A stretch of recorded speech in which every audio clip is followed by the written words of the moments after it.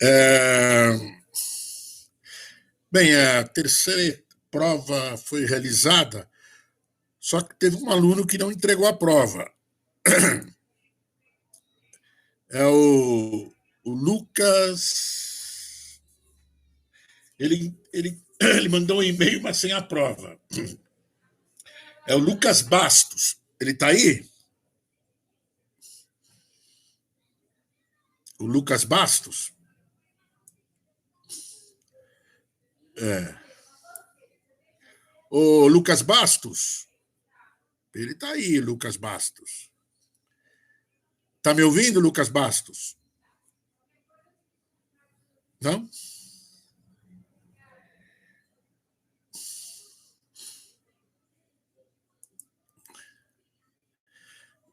Lucas Bastos? Você está me ouvindo?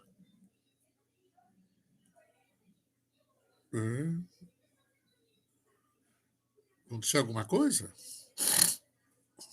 Mandou uma mensagem aqui no grupo dizendo que está ouvindo o senhor, mas eu não sei porque ele não está conseguindo falar. Ele falou que não consegue responder a mensagem que ele mandou aqui. Ele mandou e-mail com a prova, só que não tinha a prova. Entendeu? Entendi. Vamos ver o que ele vai falar aqui. Tá, faz favor. Então, vamos ver aqui. O Pedro Dias, a aula. Hoje é 24. Ellen. A joia. O Pedro Alves. O Darcy. O Igor. O Lucas Bastos. O Eduardo. O Denis. O Victor. O Nicolas. O Jaime. O Ricardo. Acho que é só, né?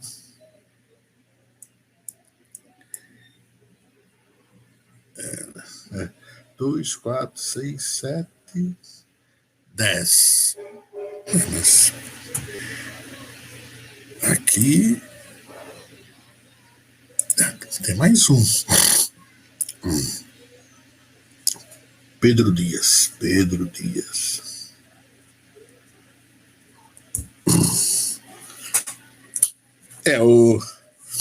Por algum motivo, o Lucas Bastos não entregou a prova. Uma pergunta. Como é que vocês acharam a prova?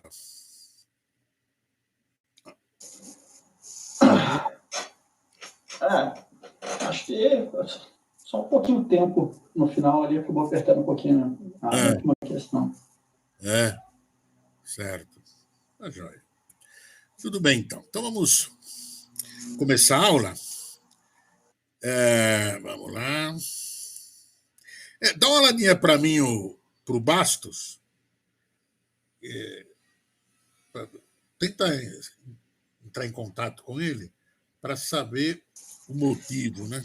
Ele disse que está ouvindo o senhor. Aí talvez ele esteja tentando até mandar agora. Vamos ver o que ele vai falar. Que ele pode me responder aqui no grupo. Não sei, às vezes ele está tentando mandar. Tá bom. Ele falou aí no chat agora. Ele mandou mensagem no chat aqui agora, da transmissão. Falou que vai enviar para o senhor agora. Certo. Deixa eu ver. Espera só um pouquinho. Vamos confirmar se ele está mandando. 2 minutinhos. Vamos ver.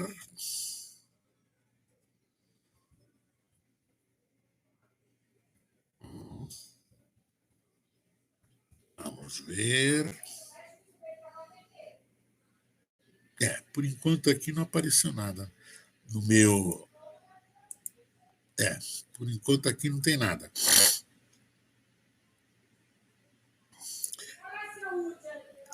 O último que entregou a prova foi o Eduardo.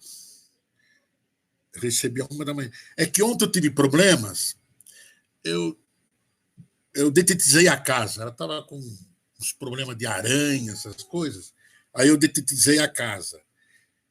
Então, aproveitei e fui em São Paulo buscar meu neto, entendeu? Porque você tem que ficar fora da casa, pelo menos umas 6 horas, tudo, entendeu? Então, eu acabei trabalhando com e-mail, né? O e-mail ficou de lado, né? Mas quando eu cheguei a meia-noite, eu fui ver e tal. Aí eu peguei as provas que o pessoal mandou, né? Mas até agora não veio nada. A prova até agora não veio, mas tudo bem. Vamos começar a aula. Bem, nós tínhamos visto, né? O que nós tínhamos visto, né? Até a prova foi implementar uma máquina de estado finito, síncrona, né? E aí existe máquinas de estado finito que são altamente usadas, por exemplo, que são os registradores. O registrador não deixa de ser uma máquina de estado finito, com características próprias, né, particulares, né? Então, registrador, computador, né, são componentes muito importantes num projeto, num circuito, num sistema digital, né? Então, nós vimos aqui, né, que eu estou recapitulando, né, que eu posso projetar um registrador como se fosse uma máquina de estado, usando o procedimento clássico, né? Só que no procedimento clássico, né, lembra aqueles procedimentos que a gente viu? Dado o problema, gera a especificação, aí faz a minimização de estados, depois o assinalamento de estados, depois escolhe o flip-flop que você vai trabalhar, aí faz a minimização lógica, né, e o mapeamento tecnológico se houver necessidade, né? Então, esse é chamado procedimento clássico, né, para projetar uma máquina de estado, né? No caso dos registradores, né, não há etapa de minimização de estados. Por quê? Porque quando você faz a especificação, né, como você usa, né, o conteúdo do registrador como estado, então a especificação já está mínima. E, ao mesmo tempo, como você usa o conteúdo como estado, então você não precisa fazer assinalamento de estados, porque o próprio conteúdo do registrador é o estado. Então, já tá feito o assinalamento. Então, essas duas etapas desaparecem. Tá? Agora, a gente viu que o procedimento clássico é inviável para projetar registradores. Por quê? A gente viu ali, ó, tá vendo? Um registrador simples, de 2 bits, entendeu? 2 bits, simples, entendeu? Você gera, tá vendo? Um registrador de 2 bits com uma operação, que é entrada serial, né? Então você viu, deu 4 estados aqui e deu 1, 2, 4, 6, 7, 8 transições, entendeu? Agora, a coisa explode. Se for, por exemplo, 4 bits, eu já vou ter que 2 bits sempre estado é 2 elevado ao número de bits. Então, 2 bits deu 4 estados, é 2 elevado a 2. 4 bits dá 16 estados aqui. Agora, você imagina fazer a ligação de 16 estados. Começa a ficar um negócio inviável, né? Então, o projeto de registradores com procedimento clássico é inviável, né? Não se usa, né? Tá? E você vê que nos livros nem aparece. Aqui eu coloquei apenas para mostrar que os registradores são máquinas de estado e que podem ser sintetizados pelo procedimento clássico, né? É que nos livros totalmente ignoram. Então, às vezes, o leitor, né, fica em dúvida. Mas registrador é uma máquina de estado? De repente, né, pode passar pela cabeça dele isso daí, né? Mas é uma máquina de estado, com características particulares, né? Então, na realidade, o que a gente usa, a técnica, é a segunda. Entendeu? Você trata o registrador como se fosse uma rede interativa sequencial. Normalmente é de 1 bit. Você pode projetar registradores com células básicas, mais de que 1 bit? Pode, até pode, né? Mas normalmente, né, porque é mais natural você projetar de 1 bit e depois repetir a célula. Então, normalmente a célula é um flip-flop mais uma lógica combinatória, entendeu? Tá? Então, a gente viu aqui, né, comentou o possível uso de LETs para projetar registradores. Quer dizer, quando você tem a operação de deslocamento, não dá para implementar com LETs. Primeiro.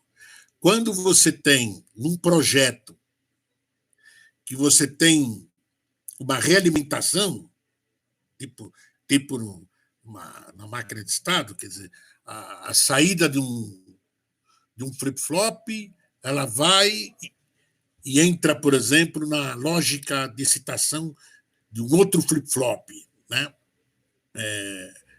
Também não dá para usar LET, tem que ser flip-flop, entendeu? Então, toda vez que tem a operação de deslocamento no registrador e existe uma realimentação, por exemplo, o dado sai do registrador, aí ele passa por algum componente, alguma unidade funcional, tipo somador, por exemplo, passa pelo somador e o resultado volta para ele, né, como entrada paralela do registrador. Né? Então, esse cenário, esse registrador não pode ser implementado com LET. Quer dizer, o registrador só pode ser implementado com LET aquele registrador que entrou dado, sai. Né? Não tem nenhuma realimentação. Tipo assim, entrou dado, sai, ele é processado e volta novamente para o mesmo registrador. Então, houve uma realimentação. Essa situação, esse cenário, esse registrador não pode ser implementado com LETs. Então, aqui está vendo a rede interativa, né? Então, se você pegar esse problema aqui, registrador de deslocamento de esquerda para direita, não interessa quantos bits são, pode ser N bits, né? E implementar como se fosse uma célula básica, então eu vou ter um negócio assim, tá vendo? Ó, olha lá. Simplesmente a célula básica vai ser um flip-flop, não vai ter para esse tipo de registrador, só tem uma operação, né? Entrada serial da esquerda para a direita. Né? Vai ter assim, ó, vai ser assim. A célula básica vai ser assim. E aí você repete quantas células básicas você quiser. É só ligar, entendeu? E se fosse, por exemplo, uma célula básica para um registrador que tem 2 operações, entrada serial, né? Mas com deslocamento bidirecional. Quer dizer, ele pode entrar tanto pela esquerda como pela direita, tá vendo? Então, a célula básica seria isso aqui, seria esse bloco aqui, tá vendo? Aqui seria, né? Esse bloco aqui seria essa lógica aqui, né? Essa aqui, não tá vendo? Essa lógica aqui, né? Tá? Então, daria aqui, tá vendo? Aí você repete. Como essa variável dir é comum, né? A todas as células, né? Então ela vai introduzindo, tá vendo? Tá? Então aqui, se você olhar, né? O que é a célula básica, né? A célula básica, pega uma iésima célula básica. Vamos pegar essa aqui. Vamos falar que isso aqui é o 2 aqui, vamos falar que seria o I. Então a célula básica, o que é? Entra o dir, entra o I menos 1 e o I mais 1. Tá vendo? Então, na célula básica vem o dir, o I menos 1 e o I mais 1. Pronto. projetando essa lógica, né, vai dar esse mux. Vai dar esse mux. Tá?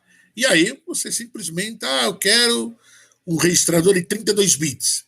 Eu repito essa célula básica, 32 células. E faço as conexões, tá vendo? Pronto. Gerei um registrador de 32 bits, tá vendo? Tá? Cada flip-flop, né, um bit, né? Ele armazena um dado de um bit, né? Tá?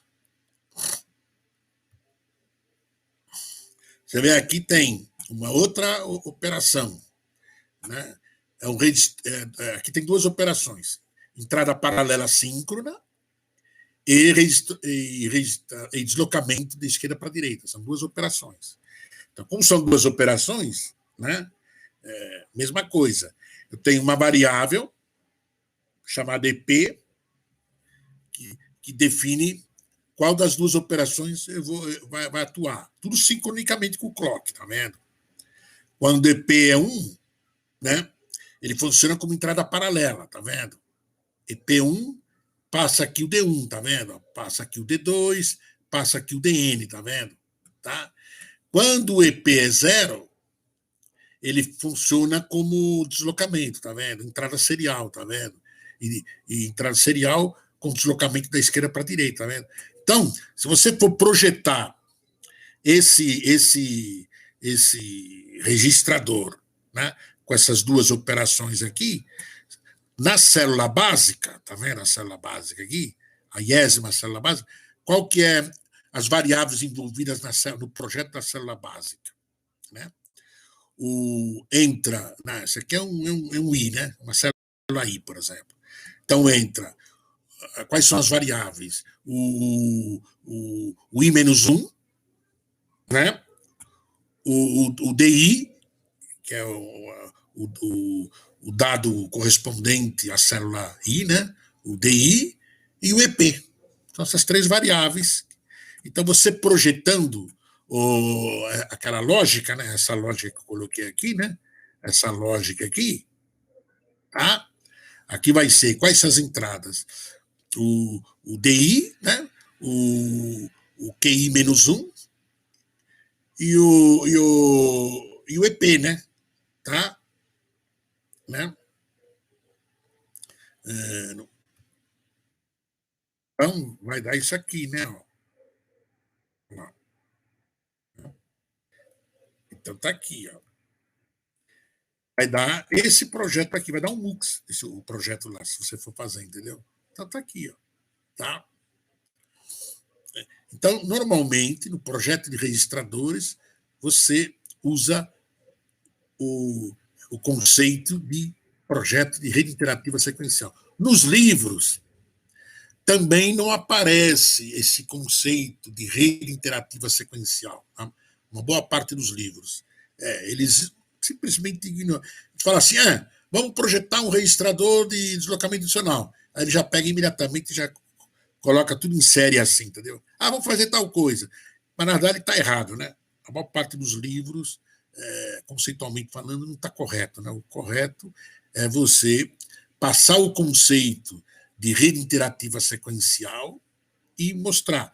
E aí apresenta registradores mais complexos para mostrar a importância do conceito de rede interativa sequencial. Esse é o correto. Mas a maior parte dos livros, o pessoal não mostra desse jeito. Né? Tá? Então, aqui, ó, entendeu? Aqui já é duas operações também, entrada paralela e deslocamento da esquerda para a direita. Só que é o seguinte, a entrada é assíncrona. Não é com síncrona. Aqui é síncrona, tá vendo? O EP vai para 1. Você coloca a entrada, não acontece nada. A entrada fica aqui, esperando o flip-flop. Vem o flip-flop em cima. Aí o D2 é armazenado, tá vendo? Tá? No caso aqui, é assíncrona. Então, o armazenamento independe do clock. Então, para isso, eu uso o conceito de clear e preset do flip-flop para introduzir a variável, armazenar a variável. Por exemplo, né, Quando eu quero armazenar, quando eu não quero armazenar, quando a operação é deslocamento, aqui tem uma loja, tá vendo essa loja aqui? Tem 2 entradas e 2 saídas, tá vendo? Quando o registrador de deslocamento, quando eu quero a operação de deslocamento, então aqui tem que ficar 1 e 1 aqui, ó. 1 e 1. 1 e 1 no CLI no preset significa que o CLI no preset não está atuando, né? E aí, para atuar, por exemplo, eu quero armazenar o 0. Eu quero que o flip-flop vá para 0, independente do clock. Eu coloco 0 no clear e 1 no preset. 0, 0 é proibido. Tá? 0, 0 acarreta mau funcionamento do flip-flop. Eu coloco aqui 0 aqui, 1 aqui. Quando eu quero armazenar 1, eu coloco 0 no preset, 0 no preset e 1 no clear. Pronto. Né? Então, como é que fica essa lógica aqui? Olha lá como é que fica essa lógica. Está aqui a tabela verdade, né? O tabela de operações. O EP 0. Eu quero deslocamento. Então, 1 e 1 no PC, tá vendo? Quando é 1, eu quero armazenar o 0. Então, eu coloco o 0 no clear. Quando o dado é 1, eu coloco o 0 no preset, tá vendo? Pronto. E aí, faz aqui o mapa de Carnot, achei as equações. As 2 equações dessa lógica aqui, ó. Dessa lógica aqui. Está aqui, pronto. Está projetado o registrador que tem a operação entrada paralela assíncrona e registrador com deslocamento da esquerda para a direita, entrada serial da esquerda para a direita. Então, entrada paralela ou entrada serial da esquerda para a direita. Tá? Lógico, o registrador você pode colocar muitas operações nele, tá?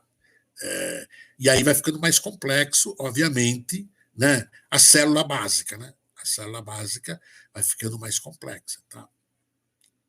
Tudo bem? Bem, então nós temos visto já os registradores, né? Aí nós passamos para os contadores. Nós passamos para os contadores, tá vendo? Tá. Também, contador também é um circuito, de uma maneira geral, é uma máquina de estado e tem também uma particularidade, né?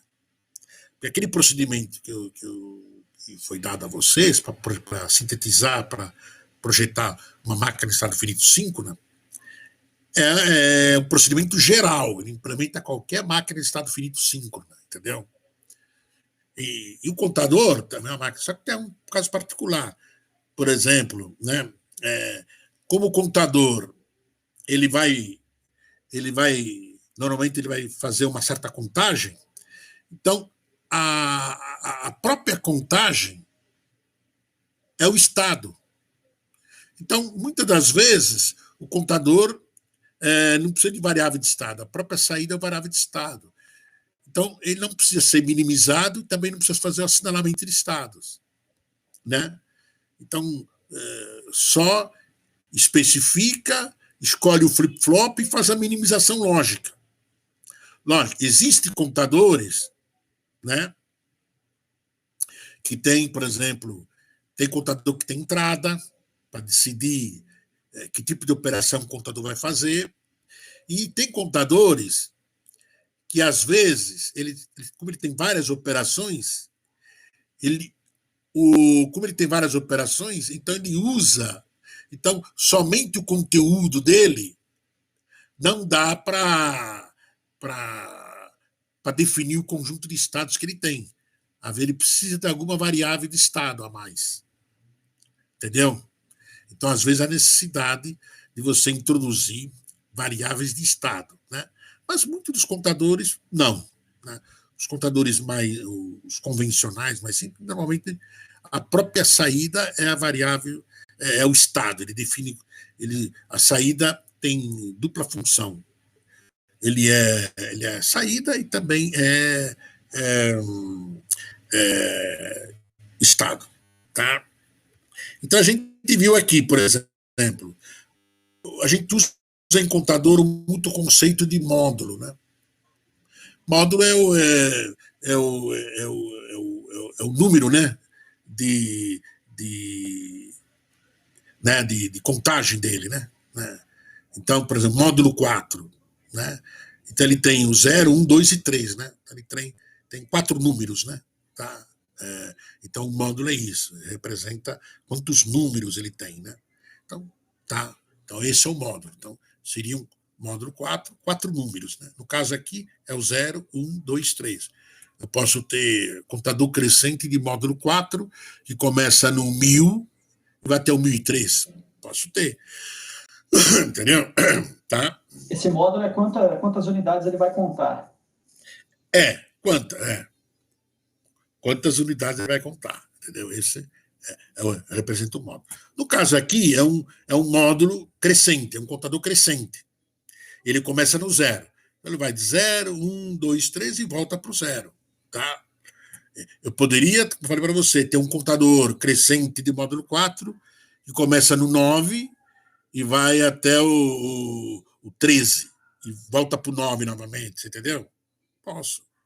Ou posso ter um contador crescente de módulo 4 programável. Por exemplo, tem variável que decide, agora você vai de 0 a 3. Não, agora você vai de 2 a 5.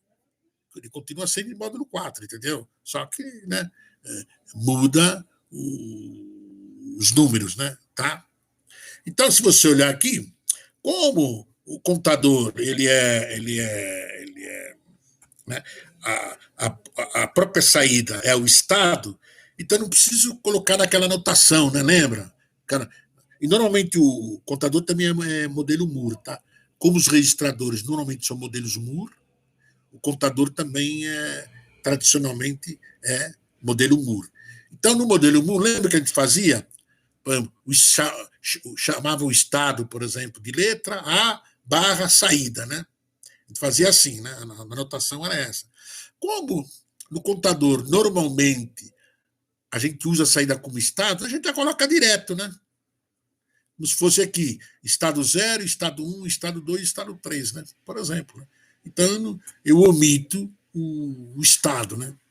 Então, como já está simplificado, a tabela de estado também fica simplificada, tá vendo? Estado atual e o próximo estado, tá vendo? Eu estou no estado aqui, 0, que é esse aqui. O próximo estado é 0,1, tá vendo? Que é esse aqui. O próximo é o 2 o 3 volta para o 0, tá vendo? Pronto. Então, essa tabela já está minimizada e já está assinalada. Né? Eu tenho duas variáveis de estado que são as duas saídas. Né? Tá? E aí eu escolho o flip-flop. Vamos escolher D. Escolhi o D, está aqui. O D é só fazer mapeamento, né? Aqui é o estado atual, que está aqui dentro é o próximo estado. Né? Então, eu vou ter o D1 e vou ter o D2. Né? Então, no estado aqui, 0, né? O próximo do Q1 é 0. Então, está aqui o 0, tá vendo? No 0,1, o próximo é 1. Tá vendo? Está aqui, ó. No 0, o próximo é 1, que é esse aqui, e o 1 é 0, que é esse cara aqui. Pronto. Isso aqui é isso aqui, ó. É um XOR. E aqui eu repito aqui. Pronto, está aqui o circuito. Projetei o circuito. Ó. Tá vendo? Tá? Mesma coisa, tá vendo aqui, ó? A realimentação, ó.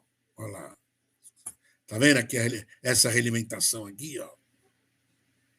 Tá vendo? Essa realimentação aqui, ó. Essa realimentação aqui. Toda vez que tem realimentação, esse flip-flop não pode ser LED, de jeito nenhum. Se eu tenho, por exemplo, um contador ou uma máquina de estado normal, né? E se ela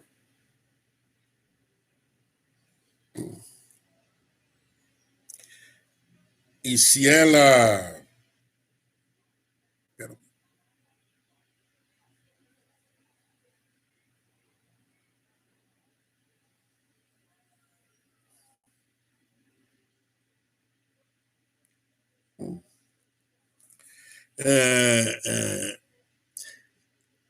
contador crescente de módulo 4, você vê que tem as realimentações, tá vendo?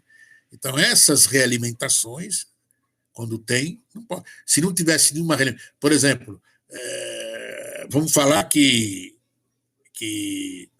né, por exemplo, que esse cara aqui viesse daqui, tá? Então, quer dizer, essa realimentação aqui não tem problema, porque quando ela vem aqui, vem para cá, ela para aqui que o clock já foi. Então, se isso aqui viesse aqui, esse flip-flop poderia ser, poderia colocar LED nele. Esse aqui, né? Esse aqui não. Você vê a realimentação aqui, ó. Tá? Então poderia, né? Tá?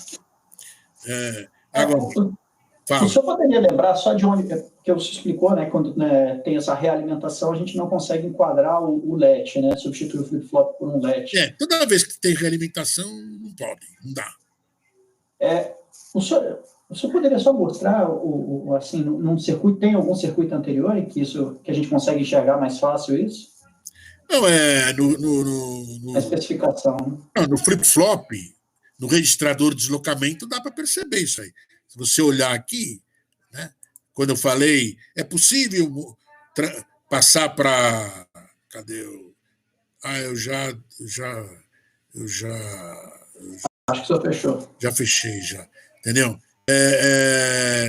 Lá, lembra? Quando eu coloquei, é possível no registrador de deslocamento colocar LED? Falei que não. Por quê? Porque lá ele tem uma sequência, né?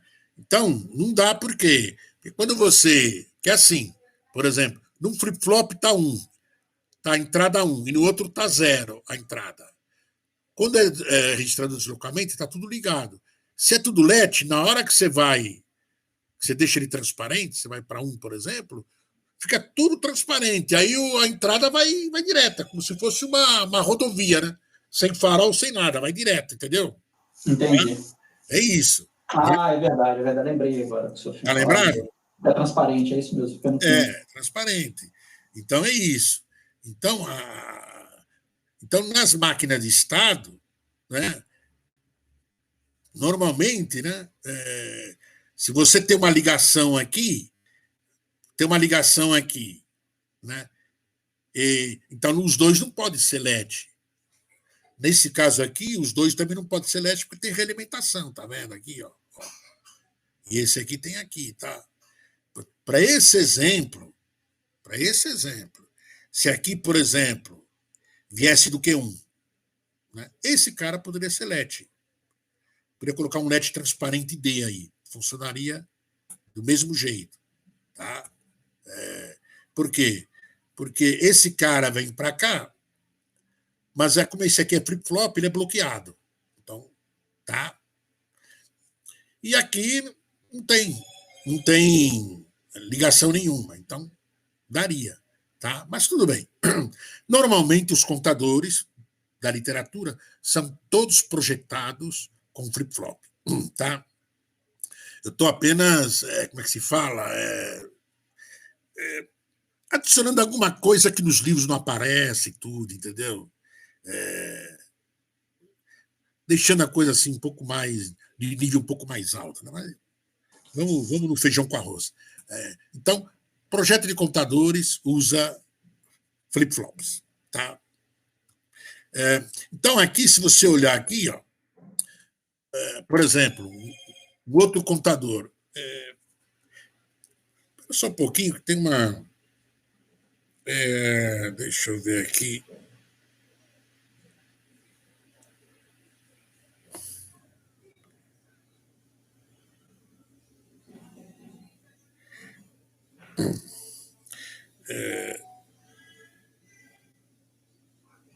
Espera só um pouquinho.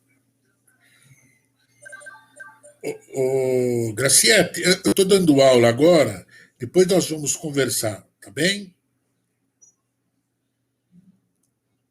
É que a minha aluna, nós estamos finalizando um artigo, e ela está com uma dúvida. Então, ela mandou o WhatsApp sobre o artigo. Né? Mas tudo bem, vamos continuar aqui. Então, aqui um contador que tem duas operações. É um contador de módulo 4 reversível. Quer dizer, reversível é crescente e decrescente. Então, ele tem uma variável chamado rev, né? E quando o rev é 1, ele é um contador crescente de módulo 4. Quando o rev é 0, ele é decrescente, tá vendo? Então, nesse contador, continua a saída ser o próprio estado, tá vendo? Só que agora tem uma variável de entrada, esse contador. Então, lá na tabela, vai aparecer assim, tá vendo?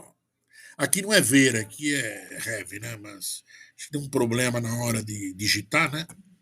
Mas é rev aqui, não é ver. Então, eu tenho a tabela de estados aqui, entendeu? Então, quando o rev é 0, é ordem crescente. Decrescente, tá vendo? Do 0, 0 vai para 3, do 3 vai para o 2, do 2 vai para o 1, e do 1 vai para o 0, e do 0 volta para o 3, tá vendo? Quando o rev é 1, é crescente. Do 0 vai para o 1, do 1 vai para o 2, e assim por diante, tá vendo? Tá? Então, agora, tá aqui, mesma coisa, você vê? É um contador com duas operações, tá? E também não precisa fazer minimização de estados, não precisa fazer o assinalamento de estados, quer dizer, já a própria especificação já é mínima, já está assinalada, tá vendo? Tá aqui, ó. E agora escolhemos o flip-flop, vamos trabalhar vamos continuar trabalhando com D, tá? E aí, eu estou colocando o D aqui, não é que o D é melhor, tá? É por conveniência, tá? Normalmente os contadores, melhor é o T. T que é o melhor contador, né? De uma maneira geral que eu estou falando, né? Tá? Mas aqui a gente está usando o flip-flop D, tá? Mas poderia ser qualquer um, poderia ser JK, qualquer um, né? Que aqui está usando o D. Então aqui passa isso aqui, mapeia isso aqui, né? Fazendo esse tipo de cobertura aqui, deu uma XOR, né? De 3 entradas, no caso dá 2 XOR, né? Tá? Porque lembra? XOR de 3 entradas não existe, né? A XOR normalmente nas bibliotecas é de 2 entradas, né? Então aqui eu vou precisar de 2. A gente coloca a anotação desse jeito, né? Mas na realidade, na hora de implementar mesmo, tem que ser 2 XOR, né? Tá? E aqui o D2, né? Tá aqui. Então tá aqui, tá vendo? Não esqueça que isso aqui, né? Tem que ser 2 XNOR no caso, né? 2 XNOR aqui, tá? Então tá aqui, tá vendo? Tá aqui o projeto do computador, tem a variável rev, né? E quando ela atua, ou é crescente ou decrescente, tá vendo? Tá? Então, mas também aqui a gente está usando, né? A gente está usando aqui o procedimento clássico, né? Simplificado, né? Porque não tem a minimização de estados e nem o assinalamento de estados, entendeu? Né? Então aqui a gente tem. Só que normalmente vai ver que o procedimento clássico para projetar computadores pode ficar complicado. Por exemplo, tá vendo aqui, ó? É um computador que tem 2 operações. Ele é crescente, ele tem a operação de contagem crescente de módulo 4 e tem uma entrada paralela assíncrona, síncrona. Tá? Então ele tem uma variável EP, tá vendo? Uma variável EP. Quando o EP é 0, ele funciona como um contador crescente. Quando o EP é 1, ele funciona como entrada paralela. Quer dizer, é assim, né? Coloquei EP 0, vem o clock, ele incrementou o contador. Ah, não, vou colocar EP igual a 1. Coloquei EP igual a 1. Veio o clock, o que ele faz? O dado de entrada ele armazena. Mas olha como é que fica isso para o módulo 4, hein? Olha como é que fica o grafo de transição de status, já está minimizada, mas para escrever isso aqui, a chance de você errar uma seta aqui ou esquecer uma transição é alta. Isso, então, quer dizer, certos tipos, né, de operação, certos tipos de projeto de computador, o procedimento clássico não é interessante. Tá? Qual é o procedimento? Novamente, rede interativa sequencial. Tá? Principalmente quando você começa a ter módulos bem maiores. Tá? Então, aqui, como é que você faz? A mesma coisa, você pode fazer um flip-flop, né, e uma rede sequencial. Ou você faz o seguinte, um outro procedimento. Olha como é que você faz. Você decompõe o projeto em dois.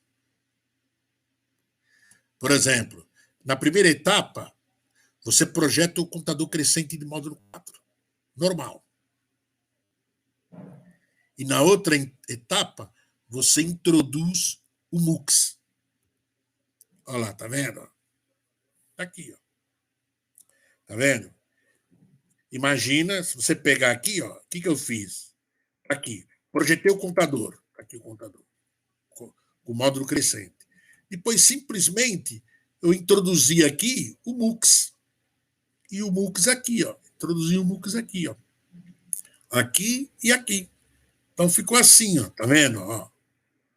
E se você projetar, você vê que e você pode projetar, lógico, nesse exemplo aqui, né? Nesse exemplo que eu fiz, né? Se você pegar esse projeto, do jeito que está aqui, e implementar aqui, você vai chegar nesse circuito aqui. Ó. Mesma coisa. Mas você poderia fazer esse projeto, decompor em duas partes. O mesmo projeto. Você vai chegar no mesmo circuito, que era projetar esse aqui e depois simplesmente introduzir o MUX aqui e aqui. Você chega no mesmo circuito. Quer dizer, então você implementaria esse aqui. Eu tenho um computador crescente de módulo 4, entrada paralela. Tudo bem. Eu vou fazer em duas partes. Vou projetar primeiro o computador crescente de módulo 4, projetei. Está aqui. E aí, opa, está aqui o circuito. Né? Está aqui o circuito. E agora, introduz aqui o MUX. Introduzir o MUX aqui, pronto. Isso, você é o mesmo projeto e esse cara aqui ia chegar. Toca muito mais fácil. Para você desenhar isso aqui, olha a dor de cabeça que ia dar. E para pegar isso aqui e jogar numa tabela, né, uma tabela de transição de estados, também é confuso. Tá? Então, pronto, poderia fazer isso. Agora, também, né, aí já seria um outro projeto, né? Porque você vê que a célula básica é diferente, tá vendo? Projetar computador baseado em rede interativa. Só que aí o projeto seria diferente desse, né? Tá? Porque você vê que aqui a célula básica é diferente, tá vendo? Essa célula aqui é diferente dessa, tá vendo? Tá? Então aqui, esse circuito, ele foi gerado a partir de um outro estilo de projeto, não de rede interativa sequencial. Na rede interativa sequencial, normalmente, né, as células se repetem, né? Esse é o tradicional. Às vezes você pode até criar mais de uma célula, tá? Mas, normalmente, o convencional, o tradicional, é você projetar uma célula básica que ela se repete. Isso é comum, por exemplo, eu quero o computador de módulo N.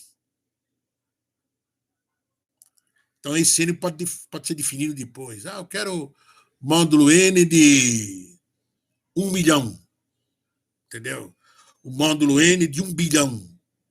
Entendeu? Como é que você faz isso? Né? Então, normalmente você não vai projetar. O que você faz?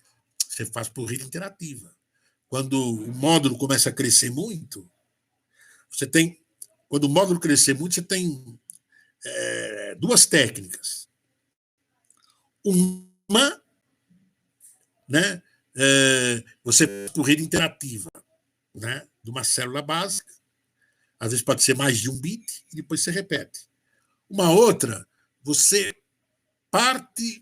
projeta um contador de módulo pequeno, X, e depois você usa esse contador de módulo X no estilo propagação, para aumentar o módulo. Tá? Então, você faz isso. Por exemplo, aonde que você usa isso? Por exemplo, relógio, né? Relógio, eu construo um contador para segundos. Vamos falar que vai ser até segundos. Um contador para segundos. Então, ele é um contador de módulo 60, né? Que vai de 0 a 59. Né? Ele é alimentado por um clock de 1 Hz. Entendeu? O outro contador também é módulo 60. Ele vai de 0 a 59. Só que quem ativa ele, né, é o contador de segundo. Quando o contador de segundo chega a 59, ele gera um sinal para o clock do contador do minuto. Gera um clock no contador do minuto. Aí, quando chega nos 59 segundos, ao mesmo tempo, os segundos vai para 0, o de minuto é incrementado. E aí também faço um outro contador de módulo 24, que repete também. Quem ativa o contador de módulo 24 é o contador de minutos. Entendeu? Pronto. Eu construí um contador grande, entendeu? Que conta, conta 60 vezes 60 vezes 24, entendeu? Tá? Se você pensar no módulo geral dele, no geralzão dele, entendeu? Então, os relógios digitais são baseados em contadores, entendeu? Tá? Então, a gente pode fazer isso, né? Bem, então vamos lá. Onde que eu estou agora? Tá aqui. Então, está aqui o que eu faço? Inserir o MUX, está vendo? Pronto. Então, toda vez que tem a operação de entrada paralela num contador, projetar o contador na forma tradicional é inviável. Né? Quando tem entrada paralela. Você vê que o mesmo módulo mudou, né? Tá vendo? Ó, esse, tá vendo? Módulo 4, crescente. Esse daqui, apenas eu introduzi entrada paralela, olha como que a especificação ficou. Olha lá, ficou super confuso, né? Então, você pode fazer isso. Eu quero projetar um contador de módulo X com entrada paralela. Você pode, projeta o contador de módulo X e depois você introduz um MUX para a parte de entrada paralela. Ou você pode fazer isso, várias operações, entrando com MUX, entendeu? Tá? Então tá aqui, ó. Tá bom? Uma outra operação é esse contador crescente de módulo 4 com entrada paralela assíncrona. Né? Então, aqui está dizendo o seguinte: a entrada paralela é assíncrona, o contador crescente é síncrono. Então, mesma coisa, eu uso as equações, uso aquela lógica, tá vendo? A lógica, tá vendo? O que eu fiz? Aqui está o projeto do contador normal, tá vendo? O contador crescente. E agora eu inseri a lógica do preset do clear, tá vendo? Tá aqui, ó, o preset do clear. Que são essa equação e essa equação aqui, tá vendo? Pronto, tá vendo? Então, quando o EP é 1, né? O D1 e o D2 atuam ou no preset ou no clear, tá vendo? Pronto, tá aí. Então, eu entrei com o dado. Por exemplo, tá 00 aqui. É um contador crescente. Por exemplo, sei lá, tá 01, por exemplo. 0 aqui, 1 e 1. Aí eu coloco 1 e 1 aqui. Coloco EP 0. Aí aqui vai para 1 e 1. 1, desculpa, 1. Aí vai para 1 e 1. Vem o clock, o que ele vai fazer? Vai para 0. Por quê? Né? O clock vem, ele vê o valor, né? Então, vem o clock, vai para 0. Entrou 1 e 1, veio o clock. É lógico, tem que tomar cuidado. Aí que tá, é perigoso. Entrada paralela assíncrona tem que tomar muito cuidado. Por quê? Por exemplo, se você muda o EP, né? Por exemplo, vamos falar que estava 0 aqui, vamos falar que estava 0 e 0 aqui. 0 e 0. Então, já está realimentado aqui, ó, para o próximo estado. Aí vamos falar que você coloca, vem aqui o EP, você coloca 1. Aí esse 1 ele já vai processar. Só que quando está processando aqui, ó, chega aqui, vem o clock. Só que viola o tempo de setup do flip-flop. Aí dá problema. Aí gera aquele conceito de metaestabilidade. Então, toda vez que você entra, que você usa o clear, o preset do flip-flop, tem que tomar muito cuidado para fazer com que não viola. No caso aqui, lógico, tem coisas que não dá problema, porque não tem realimentação. Mas você vê, aqui tem uma realimentação, tá vendo? Então, quando você muda aqui na forma assíncrona, né, esse flip-flop, né, você muda o quê? Muda aqui a equação, muda aqui a equação, aqui a lógica de citação. De repente, aqui está sendo mudado e o clock vem. E aí pode violar o tempo de setup do flip-flop. Aí acarreta mau funcionamento. Então, trabalhar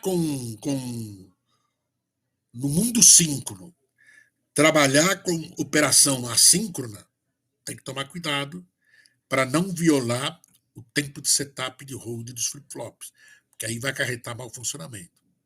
Tá? Tudo bem? Normalmente, né, você só usa normalmente no projeto síncrono, você só usa a operação assíncrona na inicialização da máquina, por exemplo, quando está começando. Né? Depois você procura não usar. Tá? Agora, hoje em dia, os projetos mais avançados, você tem clocks diferentes. Como você tem clocks diferentes, então você precisa sincronizar as operações entre os módulos, né? Módulos que operam com clocks diferentes, né? Então você precisa. A operação assíncrona nesse tipo de projeto é comum, mas aí você procura criar circuitos adicionais para evitar metaestabilidade, né? Tá?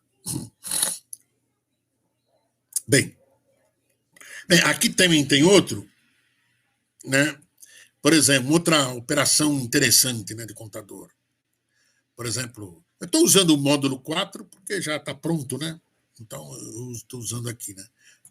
Por exemplo, a operação de inibição. Comum, né? Por exemplo,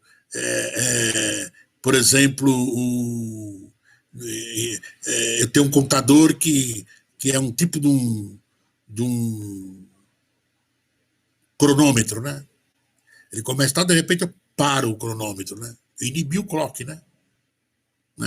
Imagina um cronômetro de segundos, né? Ele conta segundos. Depois vai, pum! Clock de 1 Hz, né? Eu parei.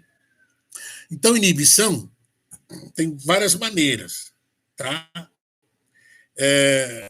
Essa maneira é a maneira correta, clássica. Essa aqui, tá vendo? Por quê? Normalmente, inibição ele é uma atuação assíncrona, né? Porque às vezes a inibição, às vezes não é a inibição, ela vem de um outro projeto, né? De um outro módulo, do mesmo clock. Só que essa variável inibição ela pode ter glitches, entendeu? Mesmo ela sendo gerada por um outro bloco do mesmo clock, ela pode ter glitches. Então, como ela atua, né? Como ela é um clock, cada transição aqui do glitch, o contador vai incrementar. Então aqui não pode chegar a variável com glitches, entendeu? Então a gente usa esse let para quê? Para filtrar os glitches. Então, por exemplo, vamos falar que essa variável inib foi gerada num outro módulo, com o mesmo clock, só que ela foi gerada, por exemplo, no nível alto, né? Aí essa variável inib tem glitches. Mas quando ela chega aqui, por exemplo, aqui ainda está alto. Então, o LED não está transparente. Então, o inib não passa. Quando o clock vai para zero, aí imagina-se que os glitches já acabaram. Já, né? Mesmo se não acabou, como aqui está zero, aqui está zero e aqui está zero. Mesmo que não acabou, olha lá, o inib vem, se tiver glitches aqui, o glitch não propaga, porque aqui está zero. E aí, quando vai para 1, imagina-se, obviamente, né, que acabou os glitches. Né? Quando vai para 1 aqui, senão ia dar problema de metastabilidade. Né? Porque o LED também tem input setup, entendeu? Então, quando vem para 1 aqui, o valor está bonitinho aqui, se é 1, o contador é incrementado, tá vendo? Então, quando esse NIB ele é assíncrono, tipo de um cronômetro, aí a gente precisa colocar um circuito adicional aqui na frente para sincronizar com o clock, né? Então, quando por exemplo, um cronômetro, né? Um cronômetro, o inib é assíncrono, né? É você que decide, né? Você que aperta, né? Então é uma operação assíncrona, né? Tá? Então, nesse caso, eu preciso introduzir um circuito adicional aqui, né? Para fazer com que o inib sincronize com o clock. Tá? Agora, é comum você ver nos livros, né?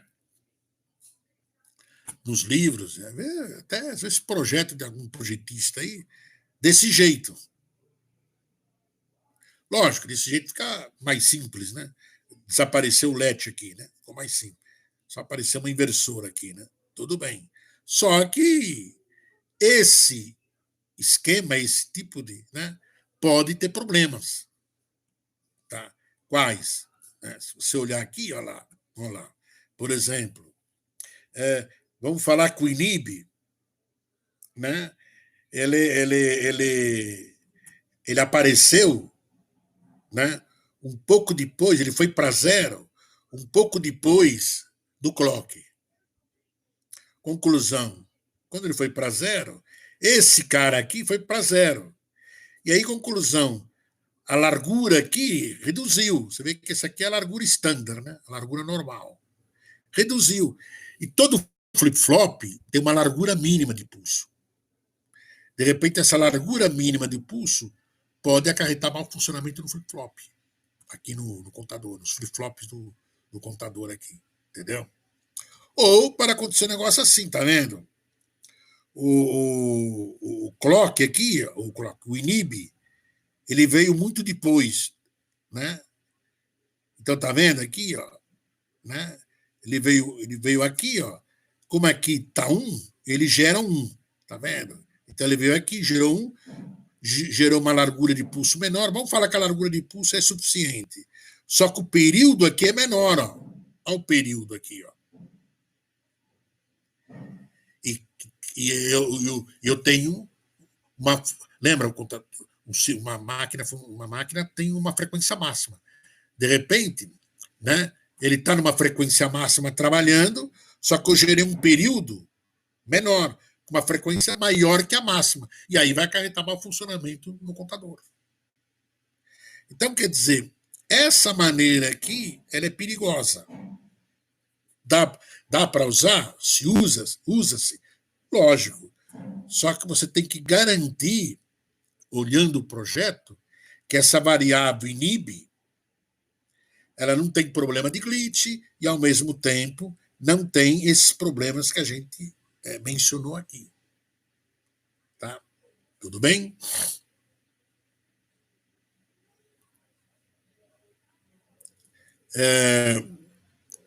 Por exemplo, aqui é uma maneira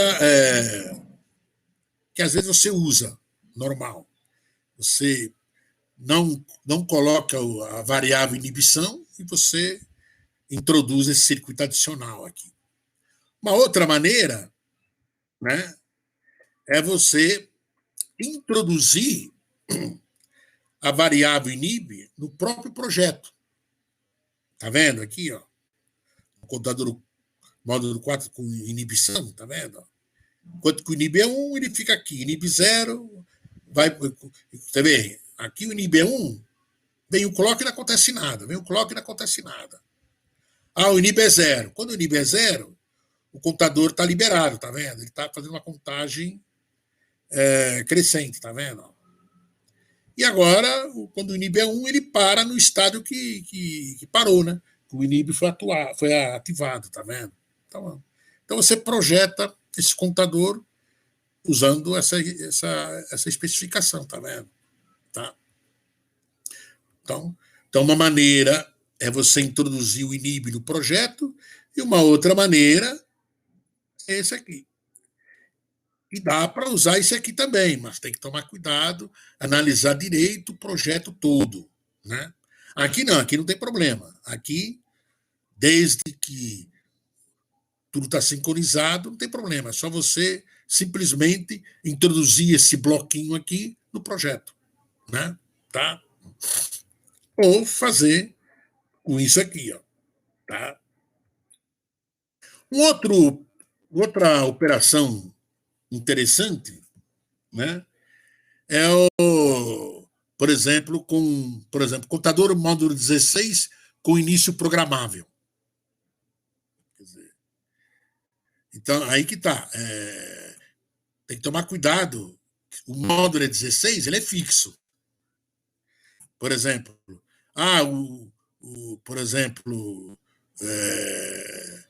exemplo, né, o início 5, né?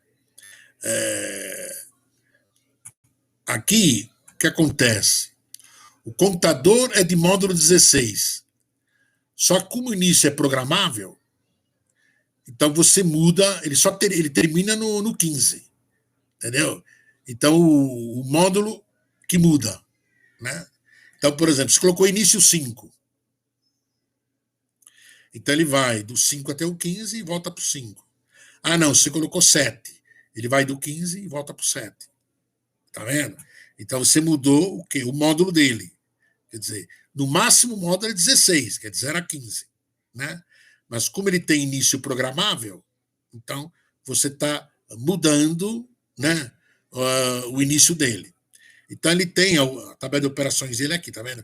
Quando DP é 1, você entra com o dado, tá vendo?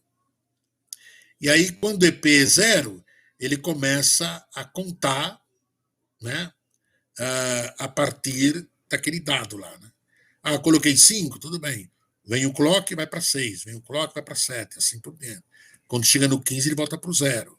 Só que quando você faz o quê? Como é que você faz? Tá vendo aqui, ó? Aqui é um contador crescente de módulo 16. Tá vendo? Com entrada paralela. Então, eu projetei esse, contador crescente, não sei. Então, tem o EP aqui. Então, eu acrescento essa porta E aqui, né? Aí, quando chega no 15, ele gera um EP, tá vendo? Né? EP1. E aí, o dado entra. Ah, agora eu vou colocar 10. Vou colocar 10 aqui. Aí ele está trabalhando. Tal, 7, 8, 9, 10, 11, 12, 15. Aí aqui entrou 10. Aí está 10. Ele começa 10, 11, 12, 13. Aí eu coloquei 2 aqui. 14, 15. Opa, gera o EP aqui, aí ele carrega o 2. Aí ele começa 2, 3, assim por diante, tá vendo? Então, né? É uma outra operação. Então, tem vários tipos de operações, tá vendo?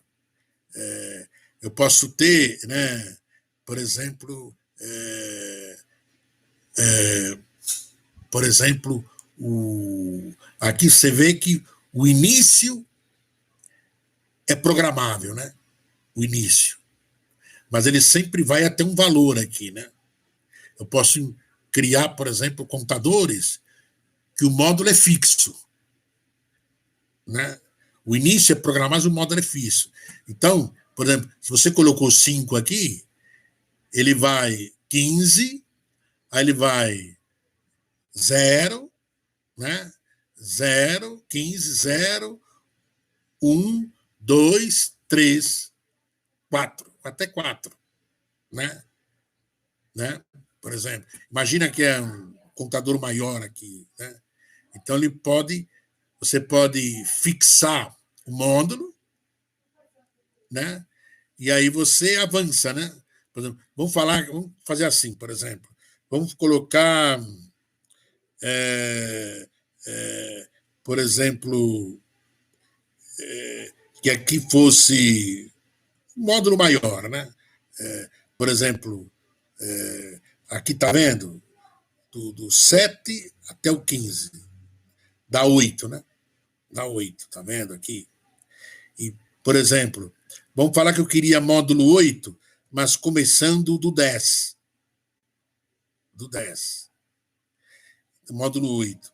Então vai 10, 11, 12, 13, 14, 15, 0, 1, 2. Né? Não, é 1. Né? Dá 1 dá 8. Deu 8. 1. E aí do 1 pularia como é que é? Pro o outro lá. Comecei no 8, né? Comecei no 8. Do 1 ele pularia para o 8. Então, eu posso criar contadores desse jeito, tá? Tudo bem? Então, aqui, a gente viu como se projeta contadores, né? E vimos algumas operações básicas envolvendo o contador. Tá? Tá joia? Então, vamos lá. Alguma dúvida? Tudo bem, né? Deixa eu ver se o. Por enquanto, acho que não, professor. Mas Vamos ver aqui depois a gente vai mandando por aí. vamos ver sua.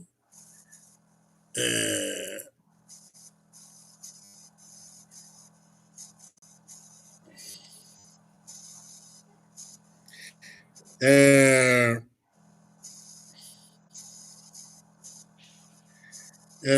o seguinte, o aluno Alex, o Alex Bastos, até agora não chegou a prova dele. É engraçado, porque ele mandou uma mensagem aqui, no chat aqui da aula mesmo, dizendo que iria enviar. Não, até agora não apareceu aqui, no meu e-mail. Né? Então você dá uma olhadinha. Aconteceu alguma coisa, né? Tá? Ele está na aula, ele? Deixa eu ver. Aqui está na aula. Deixa eu ver se tem mais alguém que entrou. Entrou o que mais? Deixa eu ver só aqui.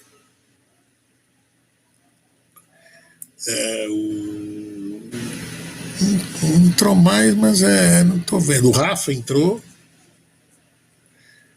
O Bruno. O que mais? O Ricardo. O Ricardo já tinha colocado. Acho que entraram esses dois. O Nicolas tem entrado, o Ricardo. Tá. 2, 4, 6, 7, 10, 13. E o Lucas. Tá. O Pedro Dias e o Pedro Alves. Pedro Alves. Não sei, o Lucas Bastos, ele não tem, ele não está se manifestando, ele não tem, como é que se fala, microfone, né? Ele não está se manifestando? Ele está me ouvindo? Bem, fala para ele que a prova dele não chegou até agora. Pelo menos eu dei uma olhada. Não tem nada até agora. Bem, vamos lá, vamos na matéria. Vamos ver. Ele respondeu no chat da conversa aqui. Ele falou que não tem microfone, não consegue falar. Como é que é? Ele respondeu no chat, se o senhor for ver o númerozinho 2, na nossa conversa aqui, o númerozinho 2 ali embaixo, ele disse que ele não consegue responder porque não tem microfone. Tá. Mas ele está ouvindo. Como é que ele responde? Ele escreve algum lugar? 3, ó. Esse númerozinho 3 que aparece aí no canto inferior esquerdo. Sei. Você consegue ver o chat. Se eu aplicar aqui, o que acontece? Aparece aqui. Vou ver. Sei. Aparece o chat, aí é colocar qualquer coisa. Tá.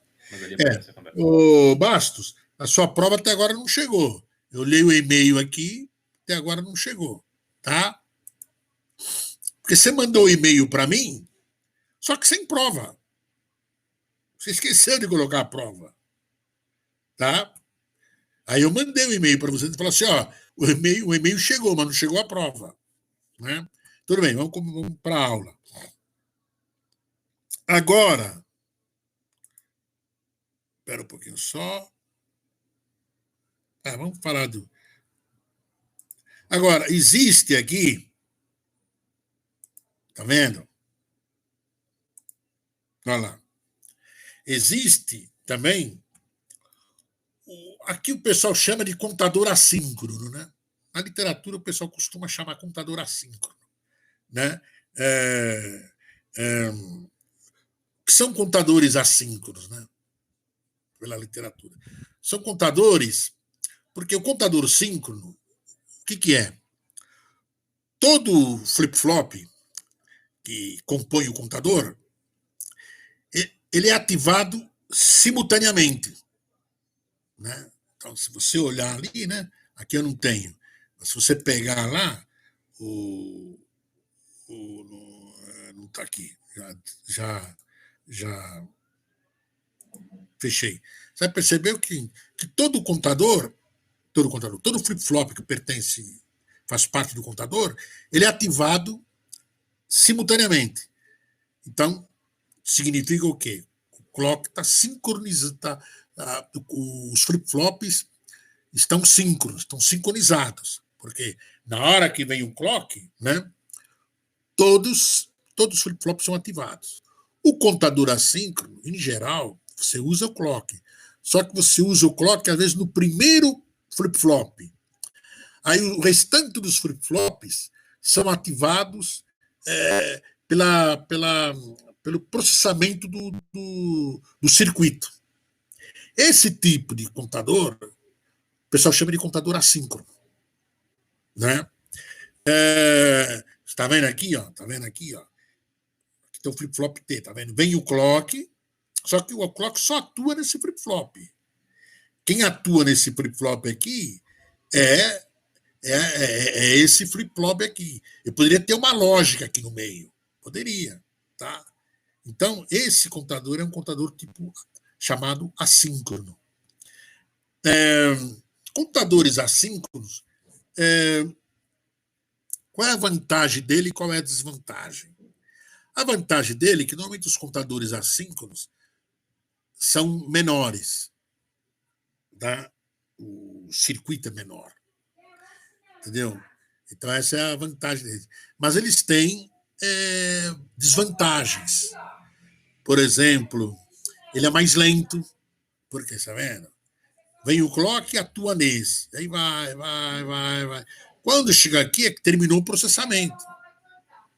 Então, ele é um contador mais lento.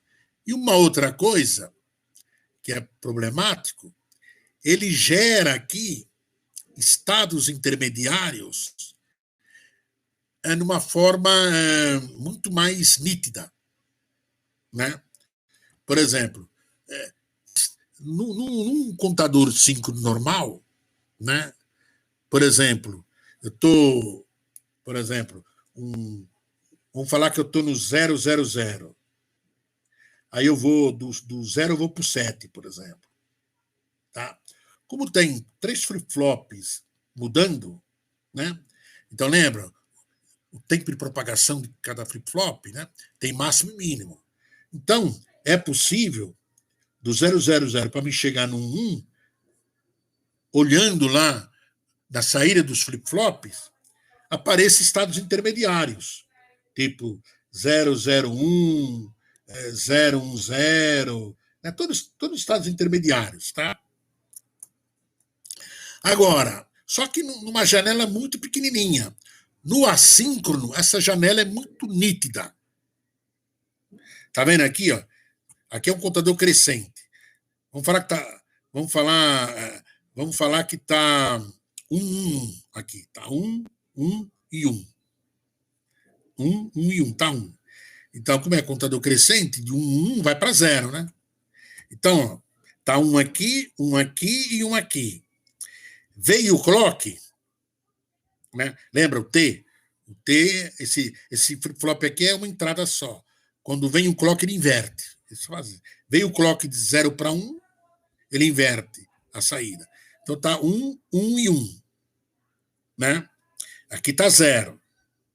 E aqui tá 0 e aqui tá 0, obviamente. Então, veio o clock, esse cara foi para 0. Então, naquele instante, aqui tá 0, 1 e 1. Só que quando esse cara, né, aqui estava 1, aqui estava 0, tá vendo? Quando esse cara foi para 0, esse cara foi para 1. Então ele ativou esse cara aqui, né? Então, depois de um tempinho, esse cara foi para 0. Então agora eu tenho 0, 0, 1. E depois de um tempinho, esse cara que estava 0 foi para 1. Então ele ativou esse cara e aí foi para 0 aqui. Deu para perceber que eu estava 1, 1, 1. Aí eu passei um tempinho, 0, 1, 1. Aí passei um outro tempinho, como 0, 0, 1.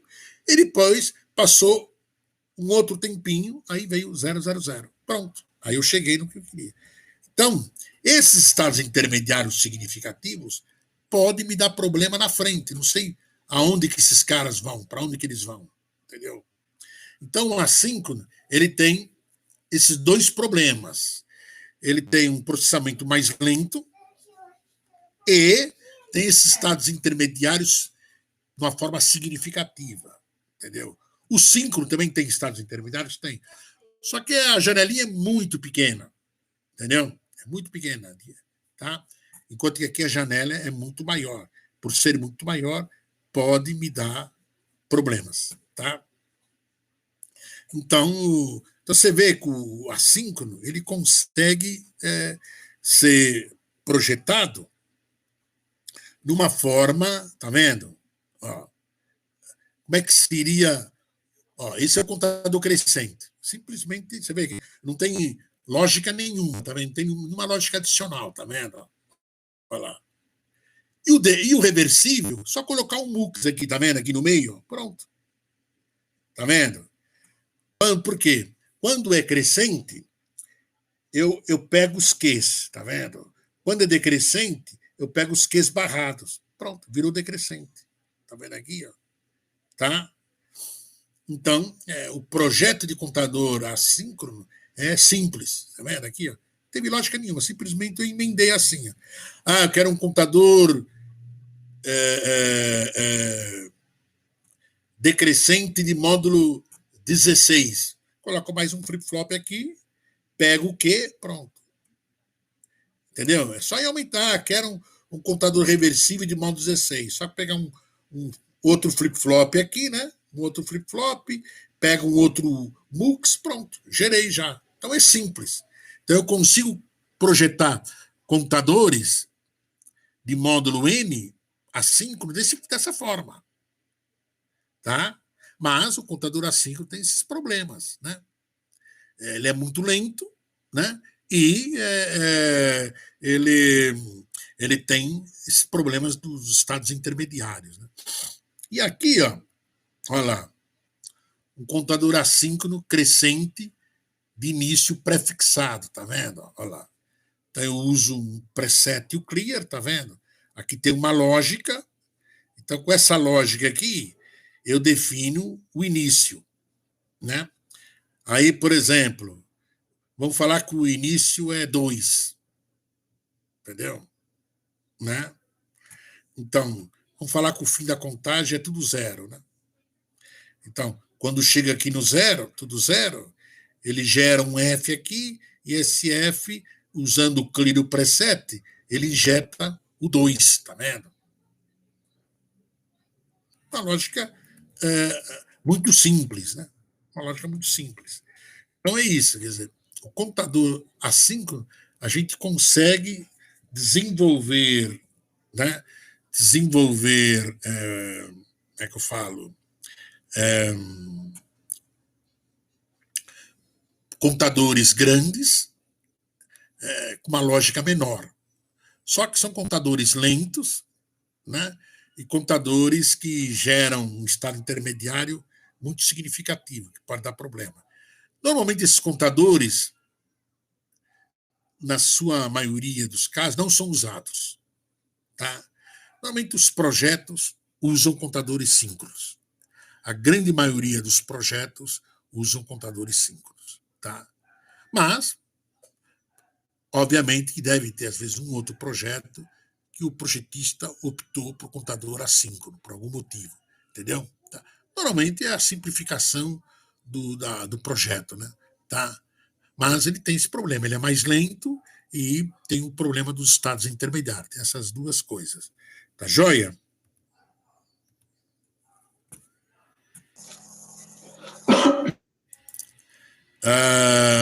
Deixa eu ver aqui. Até agora não apareceu a prova do Lucas Bastos. Então vamos lá? Aqui agora, vamos fazer o seguinte: eu não vou dar divisor de frequência. Vamos falar sobre assinalamento de estados, que a gente tem aqui mais um tempinho. Na realidade, a gente tem, são 10 minutos. Acho que o assinamento de estados. Vamos falar sobre divisão de frequência, vai. Deixa assinamento de estados para depois, para uma próxima aula. Divisor de frequência. Divisor de frequência também é um circuito muito usado em projeto, né? Divisor de frequência. Né? Tem muitas aplicações. Né? Por exemplo, uma aplicação clássica, divisor de frequência, é relógio. Por quê? Quando você pega não dá para projetar uma onda quadrada, isso aqui é um circuito chamado oscilador. Tá? Tem dois tipos de oscilador. Tem osciladores de onda senoidal, que são muito usados, né, em projeto analógico, né, e osciladores de onda quadrada. Tá? Esses osciladores de onda quadrada, né, é muito difícil você projetar esses osciladores com alta precisão. É muito difícil. Então, o que você faz quando você quer precisão? Por exemplo, você projeta por exemplo, eu quero uma frequência de 1 Hz, mas exato. 1,0000000, depois que aparece alguma coisa. Tá? Aí o que acontece? O que você faz? De repente você projeta um oscilador de 1 GHz, por exemplo. Tá? 1 GHz. E, lógico, esse 1 GHz vai ser 1,000 e depois vem alguma coisa, né? Só que quando você divide esse 1 GHz por um divisor, né, 10 elevado a nona, para gerar 1 Hz, esse 1 Hz vai ser 1,000000000, aí que aparece alguma coisa, entendeu?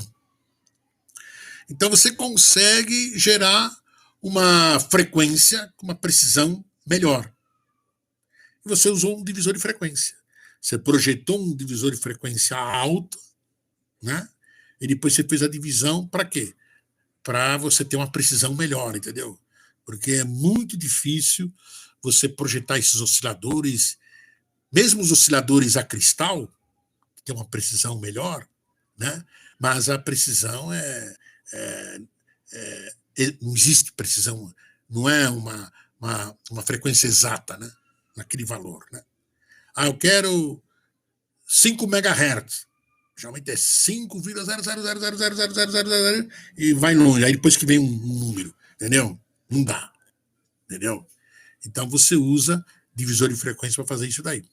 Então, aqui, só que divisor de frequência tem esses divisores de frequência projetado na forma analógica, no nível de transistor. Então, os divisores de frequências que divide, né, por exemplo, por números reais, né? Eu quero fazer uma divisão 1,6. Entendeu? Eu quero pegar essa frequência e dividir por 1,6. Isso aí são circuitos no nível de transistor, né? Esses divisores. Aqui a gente vai ver divisores de frequência, né, baseado em porta lógica, né? Então são divisor por número natural, né? Tá? Então, por exemplo, tá vendo aqui, ó? Normalmente a gente divide o estilo de projeto em três tipos de divisor. Por exemplo, um divisor que é por um número, né, diferente de potência de 2. Espera um pouquinho só.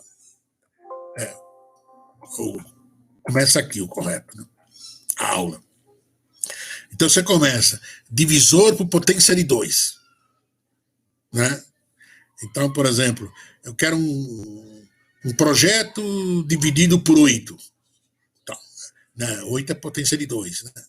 2 elevado a... Né? Então, é um número que é potência de 2. Simplesmente, o que você faz? Né? Pega, por exemplo, dividido por 2.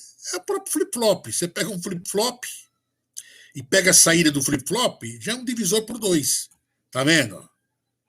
Você pega o flip-flop, joga o clock no flip-flop aqui, tá vendo? Né? A própria saída, né, é o flip-flop. Imagina que é um flip-flop T, né? Tá vendo? Quando você vai, inverte, tá vendo? É o próprio flip-flop, ó. Divisor por 4, tá vendo? É um contador, tá vendo? Crescente, tá vendo? E você pega o segundo, tá vendo? O segundo bit, né? Tá vendo aqui, ó? Aqui é o de 2, né? E aqui é o de 4, tá vendo? Ó? Divisor por 4. O terceiro é divisor por 8, tá vendo? Ó? Então, isso é um contador. Isso aqui é um contador crescente de módulo 8. Eu pego o último bit do contador, ele é um divisor por 8, tá vendo? Ó? Pronto. Então, quando é potência de 2, simplesmente projeta o contador, né? Eu quero dividir por 8. Então, contador de módulo 8. Né? Tá aqui, tá. E pega o último bit como referência, tá vendo? E assim vai indo. Então, projeto de divisores de frequência por potência de 2 é simplesmente implementar o contador crescente. E pega sempre. Eu quero um computador que divide por 32. Tudo bem. Você pega um módulo 32, crescente de módulo 32, e pega o último bit. Sempre assim. Tá? Divisores por um número que é par, só que é diferente de 2 elevado a n. Por exemplo, 6. Eu quero fazer um divisor por 6, tá, que é o número par. Então, como é que você faz? Você pega um contador, tá vendo? E você coloca uma saída nele, uma saída adicional, tá vendo? Então, aqui é um contador, por exemplo, que ele vai 0, 1, 2, 3, 4, 5 e volta para o 0. Então, módulo 6, tá vendo? Que é o que você quer, o 6. Só que você coloca a saída, tá vendo? 0, 0, 0, 1, 1 e 1, tá vendo? Olha a frequência aqui, ó. Tá vendo aqui, ó? Olha o contador. Comecei do 0, 1, 2, 3, 4, 5. Aí volta para o 0, tá vendo? Olha lá. Tá vendo? Pronto. Dividi a frequência por 6, tá vendo? Tá? Então, é assim, quer dizer, quando você quer projetar um divisor de frequência que divide, que o divisor é um número par diferente de potência de 2, né? O que você faz? Você projeta o contador segundo esse número, por exemplo, vamos falar que aqui fosse 8. Né? Então, é um contador de módulo 8, onde você tem uma saída onde os 4, por exemplo, primeiros estados é 0 e os outros últimos 4 estados, a saída é 1. Pronto, tá aí. Ó. E aí projeta, tá vendo? Tá? E se o número for ímpar? E se o número agora for ímpar? E eu quero, porque é o seguinte, aqui, tá vendo? A gente chama isso aqui, né, de um clock simétrico. O que é simétrico? A parte alta é do mesmo tamanho que a parte baixa, tá vendo? Tá vendo? A parte alta tem o mesmo tamanho, a mesma largura, tá vendo? O mesmo tempo, tá vendo? Isso a gente chama de um clock simétrico. Hoje em dia, nos projetos mais avançados, normalmente os clocks hoje não são mais simétricos, né? Porque, como ele tem muitos, hoje em dia, projetos complexos não usam um clock só, usam vários clocks. Mas, às vezes, a frequência é a mesma, chamada frequência nominal. O que muda é a fase. Para mudar a fase, normalmente, as ondas o clock não é simétrico, né? Normalmente a parte alta é um pouco menor do que a parte baixa, né? Entendeu? Tá? Hoje em dia se usa muito isso nos projetos mais avançados, né? Tá? Agora, vamos imaginar que eu quero fazer um divisor por número ímpar, né? Agora, se a frequência é não simétrica, tudo bem. Se é uma frequência que você não está preocupado, não simétrica, você pode usar, mesmo aqui, tá vendo? 5. E aí, aqui a saída é 0, 0, 0, aqui é 1 e 1. Pronto. Projetei um divisor de frequência por 5 numa frequência não simétrica. Por quê? A parte alta tem esses 3 aqui e a parte baixa, desculpa, a parte alta esses 3 aqui e a parte baixa esses 2. Simplesmente fazer isso aqui, né? Tá vendo aqui, ó, o assimétrico? Tá vendo? Pronto. Né? Tá aqui. Você pode projetar ele. Agora, não, eu quero simétrico. Eu não quero assimétrico. Né? E aí? Quando você quer simétrico, aí o que você faz? Né? Você projeta o assimétrico, né? Coloca tipo assim, 0, 0, 0, 1, 1 e 1. E aí você coloca um circuito adicional para ajustar a simetria. O que significa? Por exemplo, num simétrico, o que significa aqui? Aqui é 0, 0. Esse 2 aqui é metade. Metade é 0 e metade é 1. E aqui é 1 e é 1. Aí fica 2,5, né? No simétrico. Então, eu preciso fazer o quê? Eu preciso fazer um ajuste nesse estado aqui. Como é que eu faço o ajuste? Tá vendo aqui, ó? Eu tenho um ajuste de simetria. Então, eu uso a borda de descida do clock para fazer o ajuste, tá vendo? Por quê? O que acontece? Na borda de subida, esse estado fica 0. Na borda de descida, fica 1. E aqui fica 1 e aqui fica 1. E aqui volta para 0, tá vendo? Tá? Então, como é que eu faço isso? Tá vendo? Por exemplo, aqui está o contador assimétrico, está aqui, né? E aqui tem uma lógica de ajuste usando a borda de descida do clock, tá vendo? Olha como é que é feito. Introduz esse aqui, tá vendo? Então, quando, por exemplo, tá vendo aqui, ó? Quando eu chego no 2, né? Tá vendo? Aqui é 1, que é o A. Quando chega no 2, aqui é 1. Só que isso aqui está 0. Na borda de descida do clock, esse 1 aqui vai para cá. Então aqui fica 1 e 1. Aí o F vira 1.